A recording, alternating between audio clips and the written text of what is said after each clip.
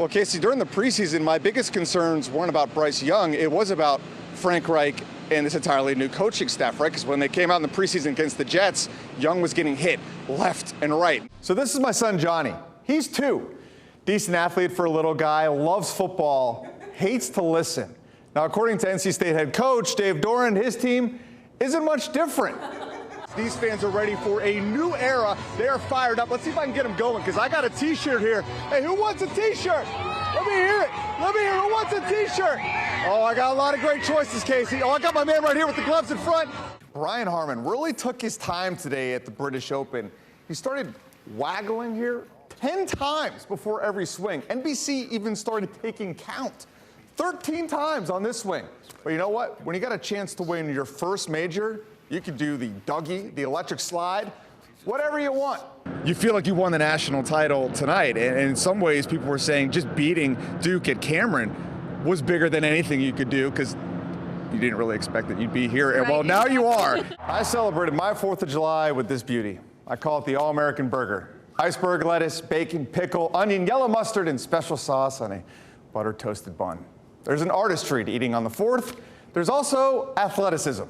Nathan's hot dog eating contest delayed 2 hours due to weather. They were going to cancel it, but Joey Chestnut said, no way. So I asked Rod what he thought about just seeing that. What does that look like to him? What does that mean to him? Do they need to change the blueprint? And he said exactly what you just said. You got to keep reminding yourself of the injuries. Where do you make this trade? You're dealing with a former #1 pick that you know when he plays is elite, is potentially a top 5 to 10 player in the league. I mean, versus the unknown of a Scoot Henderson, who hasn't even played college basketball. No. This guy is in the G League. He's a guard.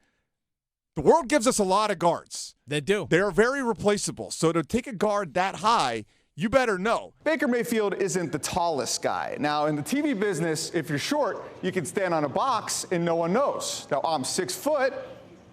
All of a sudden, I'm 6'3". Now, if only it was that easy for Baker Mayfield here. I just gotta let you know, though. You might gain like 2 inches off just eating that.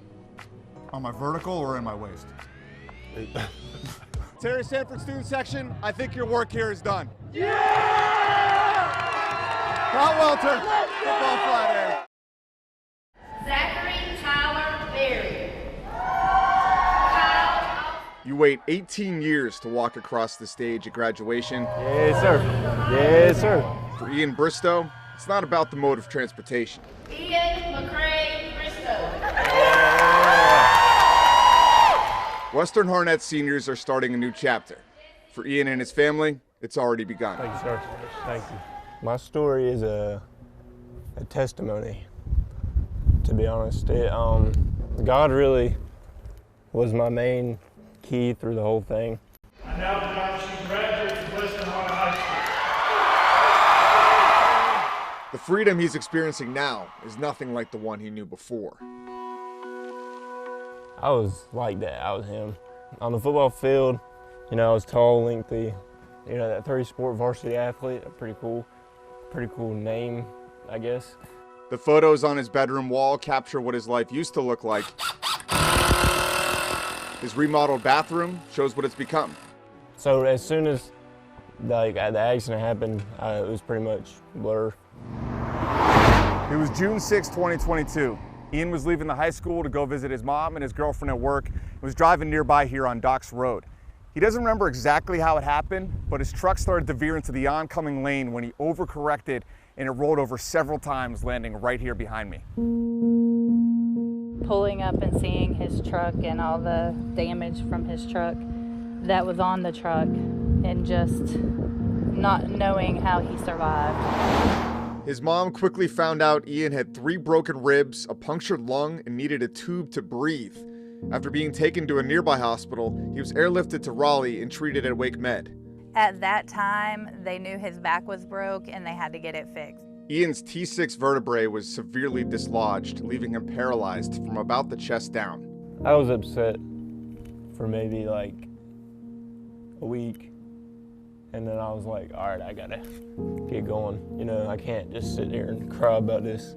I gotta go and I gotta do this, and I just gotta work as hard as I can until I can be as healthy as I can. I can't just sit here and be like, why is this happening to me?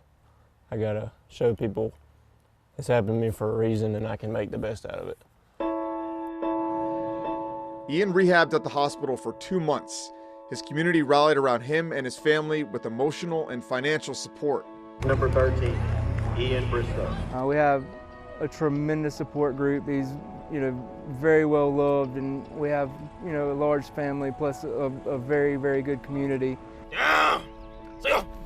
During the football season, he couldn't play, but offensive coordinator Stephen Hales empowered him to coach. You've got to be on your tail. He would be signaling plays on the sideline for us on game days, doing anything that we asked him to do. He just wanted to be a part. The scars are still healing, but in his off-road wheelchair, there's virtually nothing he can't do. Yeah, this thing's pretty gnarly. Don't really get stuck on much of nothing. Life is a journey. Ian is just finding a new way through it. As weak, as hurt, as painful as it gets, you can't stop. There's no stopping.